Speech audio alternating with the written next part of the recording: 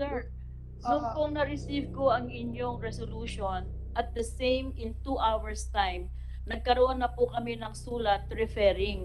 At tinanong ko po talaga sa Executive Secretary, Sir, pumayag po ba talaga ang Presidente na isuspended ang operations according to the news reports? Ang sabi, at kung sinabi lang po sa amin ni ES yun, isususpende po namin. Kaya lang po, ang sabi po ni ES, Executive Secretary, tinanong ko si Presidente Jan Andrea, ang sabi niya, wala siyang sinasabing ganoon. So paano po ang gagawin O ako namin? ngayon ang sinungaling. Hindi Na pa. akong kausap mismo ni Presidente na sinabihan ko niya, sige, sige, sige. Oh, ako ngayon ang sinungaling. You're making Hindi this, ibig sabihin, Secretary Medjaldia would like to make me appear na being the chairman of this committee at personally nakiusap nagsabi kay Presidente, ako ngayon ang sinungaling. Hindi ko po alam kung ano nangyari sa inyo. Okay. Pero yun po ang sinabi ko kasi kami naman po, hindi po kami pwedeng, dahil ordinaryong empleyado lang ho kami, wala naman ho kaming powers eh. Kaya ho kailangan Ma'am, namin... you're the chairman of PAGCOR, hindi ka ordinaryong empleyado po. As part of the executive branch of government, we are duty bound to respect and follow the chain of command. This is not an easy thing to do because it has a very strong, a very strong effect on the revenue generation that we're doing and also on the regulation of e-Sabong itself. We would like to inform this honorable body that we did not go into e-Sabong without careful, completed staff work, which we are also required to perform under a mandate from the Office of the President. This is the reason why we sought different kinds of opinions from both the OSG and the Department of Justice if in fact PAGCOR has the authority to regulate e-Sabong.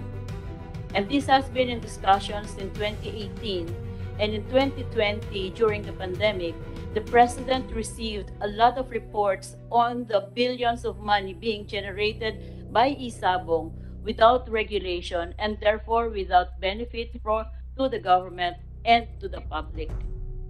Thus, we proposed that in discussion with the Executive Secretary, we proposed that we seek a final opinion from the Department of Justice on whether PAGCOR has the authority to regulate e-Sabong, and we have then received in January 2021, the opinion of the DOJ saying that PAGCOR does have the authority to regulate e-Sabong. But going farther than that, we requested the Office of the President and the President to please recognize, therefore, this authority issued by the DOJ for us to be able to regulate e-Sabong.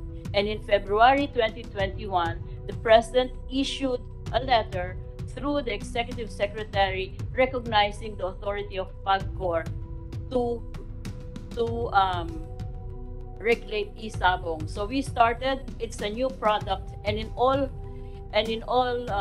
we would like to admit that the system is not perfect because we had 2 months, 3 months to be able to do that because of the urgency of the matter of proliferation of e-Sabong and then not being able to collect any revenues from it and not being able to regulate it, which includes responsible gaming, a prevention of banned personalities like minors from engaging in e-Sabong. And for that, we had 3 months to do that since the applications have started to come in. The problem was that we admit that it's not perfect and there's an ongoing scrutiny and ongoing analysis of all of our systems and procedures and policies, and all of these things have to be done simultaneously with doing our job of regulation. The reason why we also, although we do respect and we do we respect the resolution from 24 senators for us to suspend immediately Isabong operations, we also have to do an analysis or completed staff work on what the repercussions of this would be, not only on the loss of revenues, but also on the Office of the President and of PAGCOR. The thing is, there is a serious loss of revenue. For last year, the average since May, April, the average revenue that was generated from this from Isabong was about 400 million pesos. But this year, in January, it was 640 million pesos a month. There was an incident where in the former administrations, in one of the former administrations, the president ordered the Bureau of Immigration commissioners to reduce the amount being levied aliens on the I-card which they have to purchase. And then therefore, the commissioners immediately implemented this mandate from the president. And thereafter, COA disapproved and disallowed the reduction.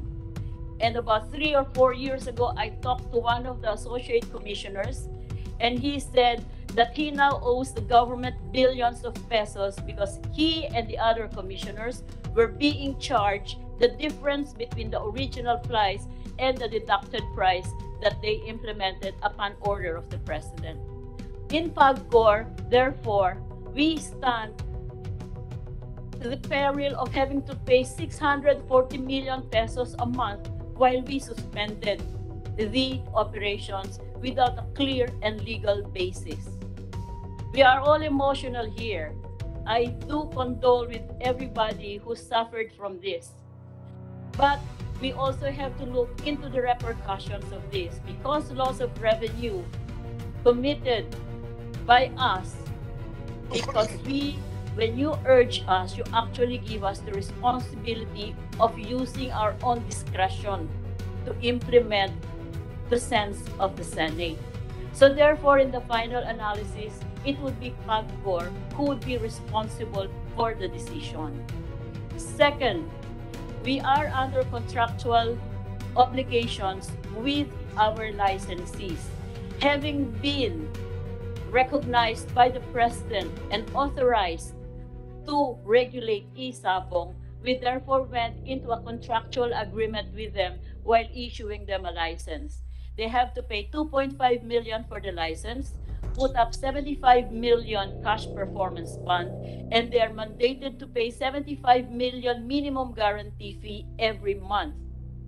And in return, they will be regulated while being allowed to operate in the Isabong. So with that, we still stand the chance of being charged in court for damages for breaching our contract with them and not following our legal obligations with them, contractual obligations. So you see, Your Honors, while we do really want to solve this problem of missing persons, PAGCOR is a civilian government corporation that is not empowered and does not have the authority that the law enforcement agencies have. Neither do we have the authority to conduct criminal investigation, nor the capability to do so. This is where we stand now. We do not want not to implement what you are urging us to do. However, we are in such a very difficult position because of the different authorizations we have. And this is such an important matter that it could yield 7 billion pesos in a year this year that would help government with its health problems and economic problems that we on our own can decide, particularly in this time. We were actually given the authority and the recognition by the Office of the President. So I do not know how to solve these problems, Your Honor. Okay. We take Mr. note. President. But lastly, sir, Yeah. we do recognize and we do accept that there are deficiencies in our system. And like in all new products and all new systems, we are continually reviewing this and refining this. And in fact, that before this controversy came out, we already have several recommendations from the Vice President of e-gaming on how we can improve our regulation. Thank you very much. Mr. Thank you, President. ma'am. Before I recognize the Senate President, then Senator Poe, I just would like to respond to the statement of Mrs. Andrea Domingo. Alam mo, ma'am, magdiretsahan tayo dito. Ano bang mas mahalaga sa'yo? Yung pera na kinikita ninyo o yung buhay ng 34 na tao nawawala? Mahalaga po ang buhay ng kahit isang tao lamang. Okay, so kung mahalaga kaya yan, po, meron po tayong mga batas. Na yes, you have explained that already. Alam mo, kasi nakikita ko dito, it goes without saying that kung may gusto, maraming paraan. Kung ayaw, maraming dahilan. Alam mo, we have given you the best. Ihalin tulad natin ang situation natin dito ngayon sa isang basketball game. We have given you the solid assist. Itong resolution, permado unanimously ng 24 na senador. Very solid assist yan. Now, the ball is in your hands. It's up for you to make the winning 3-point shot for the Filipino people, or you will dribble the time away hanggang mag-adjourn itong 18th Congress, or you throw the ball out of bounds para the opposing team can have the ball position. So the ball is in your hands, ma'am. Nandyan na po sa inyo yan. Ako, kahit na sabihin kong I am under, I have a, if I am in your shoes, if I were in your shoes, sabihin mo na, sinabi ng Senator Grace po na you can have your own discretion. Although, kailangan pa ninyo ng clearance galing from the President. Pero, sa bigat ng sitwasyon na ito, 34 katao ang missing hanggang ngayon. Siguro ako, kung ako sa iyo, ma'am, pupuntan ako kay Pangulong Presidente. Kay President Duterte, sabi ko, sir, mabigat po ito na problema. Pwede pang ako na mismo makiusap sa iyo na isuspend natin ito. Sir, noon pong na-receive ko ang inyong resolution, at the same in 2 hours time, nagkaroon na po kami ng sulat referring. At tinanong ko po talaga sa Executive Secretary, Sir, pumayag po ba talaga ang Presidente na isuspended ang operations according to the news reports? Ang sabi, at kung sinabi lang po sa amin ni ES yun, isususpende po namin. Kaya lang po, ang sabi po ni ES, na Executive Secretary, tinanong ko si Presidente Jan Andrea, ang sabi niya, wala siyang sinasabing ganoon. So, paano po ang gagawin namin? Ako ngayon ang sinungaling. Hindi Na po. akong kausap mismo ni Presidente na sinabihan ko niya, sige. Ako ngayon ang sinungaling. You're making Hindi this, ibig sabihin, Secretary Medialdia would like to make me appear na being the chairman of this committee at personally nakiusap nagsabi kay Presidente, ako ngayon ang sinungaling. Hindi ko po alam kung ano nangyari sa inyo, Okay. pero yun po ang sinabi ko kasi kami naman po, hindi po kami pwedeng, dahil ordinaryong empleyado lang ho kami, wala naman ho kaming powers eh. Kaya ho kailangan Ma'am, you're the chairman of PAGCOR, hindi ka ordinaryong empleyado po. Oh. Chairman ka ng PAGCOR. Pero You have the responsibility over PAGCOR. Okay, you are regulating agency as you have been claiming before. You regulate isabong. Kayo nag-regulate ng isabong. Kaya ang problema nandito ngayon sa isabong, so we are expecting also that gawin rin niyo yung papel. kung babasahin ninyo yung DOJ opinion, yung isabong po, dinivide po talaga yan ng dalawa. Yun pong sabong, traditional sabong, na full ang jurisdiction ng LGU kung saan naggagawa ang laro. Yung Na-explain na yan ng yung representative last time. This committee is fully aware of that mechanics ng isabong. So alam na po namin yan. So, Sa amin lang is yung corresponding action ninyo to our Senate resolution. They therefore say that now you are not only urging PAGCOR, but you are commanding PAGCOR to suspend. No, Kasi, paano kami magkukuman sa inyo? We are, kasi you are under the executive branch of government. We are here in the nga po Congress is, we are co-equal branch of government. because there's a difference between urging and ordering us. When you say urging, sinasabi nyo discretion namin. Pag po discretion namin, ang laki po ng sagutin namin sa COA at sa Korte. Kaya nga sinasabi ko pag may gusto, maraming paraan. Kung ayaw, maraming dahilan.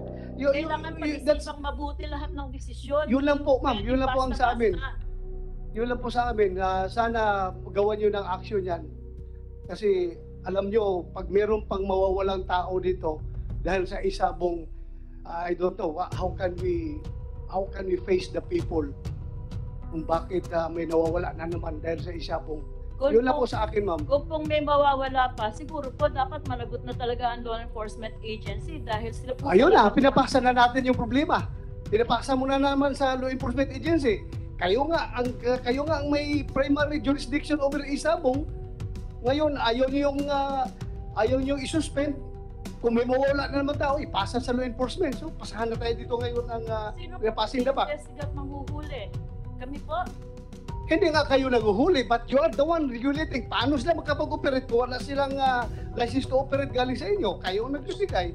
Mr. Chairman? Yes, go ahead, Senator Rizal. Go ahead.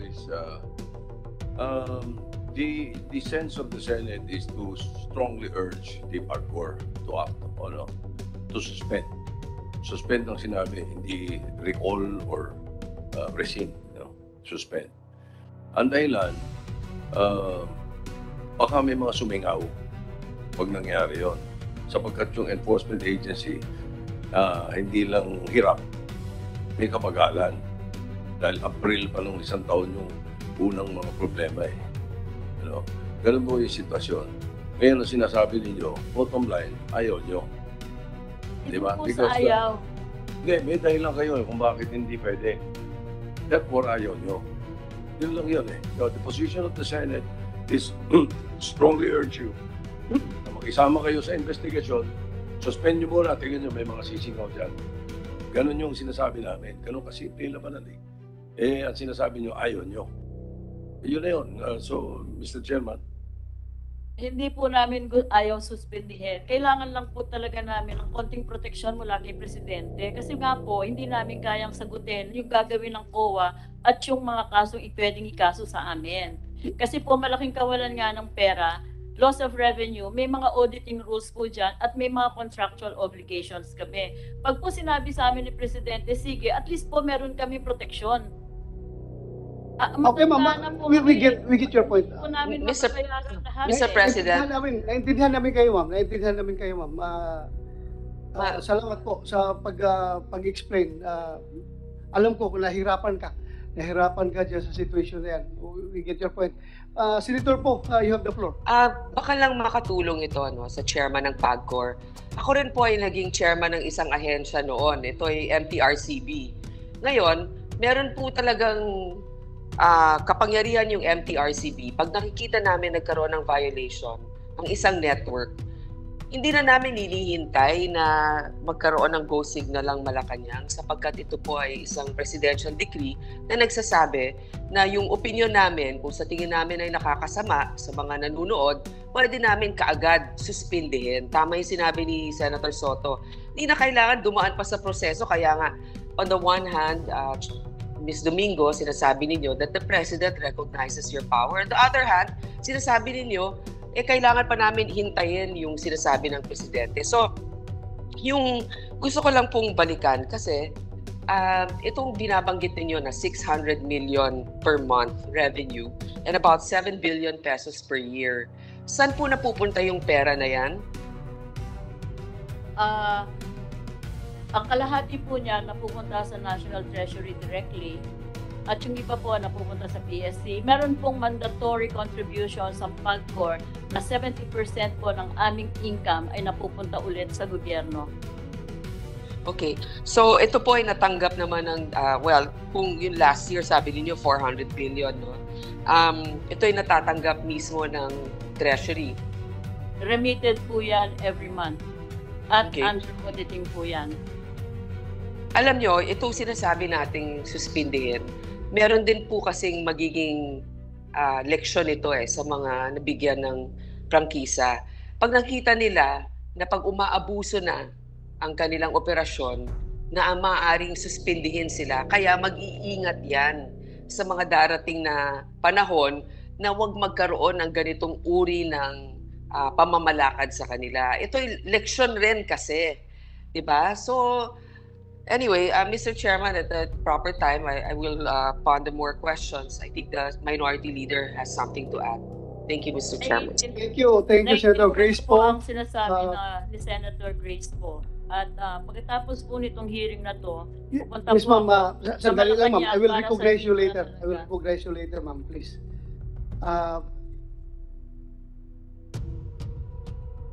Sige, ma'am, go ahead.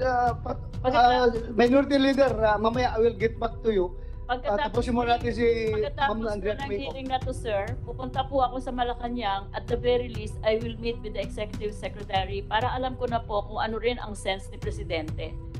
At kung po sinabi ni Presidente na suspendihin at magkakaroon na ako ng at least protection mula dun sa magre-retire na po kasi ako Ayoko pong magkautang ng bilyon-bilyon.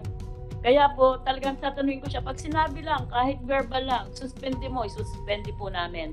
Maraming salamat, ma'am. Thank you very much. We admire you for such... Mr. Chairman, yes, may I just Senator Lacson. kung sakaling ibalik sa inyo ni Presidente ang tanong na ano bang recommendation ninyo, ano po yung sasabihin nyo sa kanya? Doon po sa letter namin, sinabi na namin po yung aming concern talaga na kailangan magkaroon ng solusyon dito sa missing persons at dapat hindi na ito mangyari. Pangalawa po, sinabi rin namin yung sinabi ko sa inyo na pwedeng maging repercussions ng suspension without clear and legal basis. Kaya po, may papapasa po niya sa amin, completed staff work na rin po kami ng staff namin at alam na po namin ang different options na gagawin namin nang hindi naman po kami makukulong. Hindi po, in so many words, in short and simple language, ano po ang i-recommend nyo kung sa inyo itanong ni Presidente kung ano yung recommendation ninyo tungkol sa sense of the Senate resolution? We would like to be able to review all of our policies and regulations, and while reviewing, we might have to talk to each one of the operators to let us do our work first and let's have an interregnum in their operations. Gaano ko po katagal kaya yon? Pagka nakita ko na po yung sinabi ni Presidente, immediately, Friday, sa Monday po, makikipag-meeting kami ng isa-isa at Hindi po, i-explain gaano po namin. katagal kaya yung completed staff work na gagawin ninyo para maging definite ang recommendation nyo kay Presidente kung isususpend o hindi? Next week lang po. Salamat po. Salamat. Thank you. Senator Drilon, you have the floor. Thank you, Mr. Chairman. Thank you for giving me this opportunity to ask preliminary a few questions. Napansin po namin na ang sinabi ng aming Pangulo ng Senado, Senator Soto, na sang-ayon doon sa sinabi ni Senator De La Rosa, pumapayag ang Pangulo na suspindihin muna yung license to operate noong Lucky 8. Ngayon, sinasabi po niyo naman na hindi ito ang sinabi sa inyo ni Secretary Villaldea. Tama po ba yan, ma'am? Opo, sir. Ngayon, ang ibig mong sabihin, ibig ni Presidente ituloy ang operation ng Lucky 8. Wala po pa siyang sinasabi sa amin, sir, doon sa aming referral letter. Kaya nga po, sabi ko, pagkatapos po nito, pupunta ako sa Malacanang, okay, Presidente kung pwede, okay, Executive Secretary, para tanungin ko po. Yeah, but you acted on the basis of the information to you of Secretary Villaldea. Just limiting ourselves to that information relayed to you you are of the conclusion that the President would want to continue with the operation of e-Sabong? Hindi po. Ang sabi po sa akin, the Executive Medialdia, kinausap po niya si Presidente kung pumapayag daw po si Presidente na totoo yung announcement na isuspende na. Ang sabi daw po ni Presidente, wala po siyang ganong sinabi. Kasi po, kailangan kung sinabi lang po na ano yun, isuspendido na po ngayon yan. Ngayon po, because of, I respect the minority floor leader because he's been in government, both executive and legislative. Alam po natin lahat na may mga given procedures na hindi po natin pwedeng i-cut pag nagtatrabaho po tayo dito sa executive. Dahil napakalaki pong issue nito, napakalaking problema, talaga pong kailangan naming i-refer, lalo na kung before, nag-usap na po si Senator Bato at ang Presidente at tinanong na ni Senator Bato na kung pwede at sinabi po niya na pumayag si Presidente even before the hearing. So, kami naman po, kailangan lang namin ng official statement para po i-implement namin kung ano ang gusto ni Presidente. Yeah, alam po natin sa ating sistema ng pamahalaan, yung pangulo natin ay siyang may supervision and control over the entire executive department, including PAGCOR. Now, that is why my question is, given what the instructions you have received from the Executive Secretary, the position of the President at this point is that PAGCOR, that is that Lucky 8, should continue to operate. Dahil sinasabi niya, huwag na munang suspindihin. Sir, kahit po ayaw kong hulaan na pangunahan si Presidente, baka po kailangan nila ng panahon na para pag-aralang mabuti kasi po hindi naman Lucky 8 lang ang pinususpende po ang buong e-Sabong. Meron na po kaming mga letters of appeal dun sa iba na nagsasabi kung anong dahilan kung bakit sila ipapatigil since wala naman po nangyari sa kanilang jurisdictions. So siguro po kailangan lamang ni Presidente at ng Executive Secretary na pag-aralang mabuti para magkaroon naman po ng fair and just treatment. Sinabi niyo kanina, Madam Chair, na ang DOJ nagbigay ng opinion ng PAGCOR may authority to regulate e-Sabong and that the Office of the President through the Executive Secretary recognize the power of PAGCOR to regulate e-Sabong. Tama po ba yan? Opo sir, nandito po yung sinabit na namin po itong copies na ito sa committee. Kung mayroon po kayong kapangyarihan na maglisensya ng e-Sabong, you have the power to license, and in fact you have licensed the operation of e-Sabong. Doesn't that authority include the authority to withdraw the license? Or at least suspend it? Opo. Isn't that part of the power? Yes sir. Kasi po dun, regulate? yes sir, we have that. If So they, if you have that authority, why don't you exercise that authority? we have the power to suspend and even cancel. Opo sir, we have the power to suspend and even cancel licenses we issued if the licensee violated our own manual of requirements or regulatory procedures and requirements. Dito po kasi sa e-Sabong, yung pong wala naman po silang na-violate doon sa aming agreed upon requirements from them. Kaya po, hindi namin arbitrarily na isuspinde o patigilin sila. Kasi po, karon nga po kaming obligasyon sa kanila eh. Sinabi namin, sumunod kayo dito, magbayad kayo ng proper licenses at proper fees, pwede kayong mag-operate. Doon po, ito pong suspension na to, wala po doon sa manual na, wala naman, hindi po namin naisama na kung may mawawala at maakusahan kayo, suspendido na rin. Kung sana pong na-foresee namin ito, siguro po, pwede namin gawin yon. Kaya lang po doon sa contract namin sa kanila, hindi po yun kasama eh. At saka po nangihingi lang sana kami ng clear at saka evidence po na may airing sa kanila para hindi shotgun approach ang suspension, kundi doon sa focus, doon sa guilty party na mapoprove in court na guilty. Kasi Ngayon, kung Madam hindi Chair, namin gagawin yan, Okay. Now, when you issue these licenses, did you get the clearance of Malacanang? meron po, we ask for the authority kung pwede kaming mag-issue ng license ng isabong. Kaya po Yes. binigyan kami ng sulat that they recognize the authority. Yes. We Now, report do and you, we report excuse kung me, sino ang Madam nilalay Chair, sa Please, Yes. ma'am. Okay. Can you make your Huwag kayo magsabay, answers huwag kayo magsabay. shorter because my time is limited? Okay. Now, yes, you were given that authority. My question is, on an individual basis, on a license for license basis, do you secure the clearance of Malacanang when you issue a license for Isabong? No, sir, but we report to Malacanang the license that we have issued. Yes. So you do not get the clearance of Malacanang.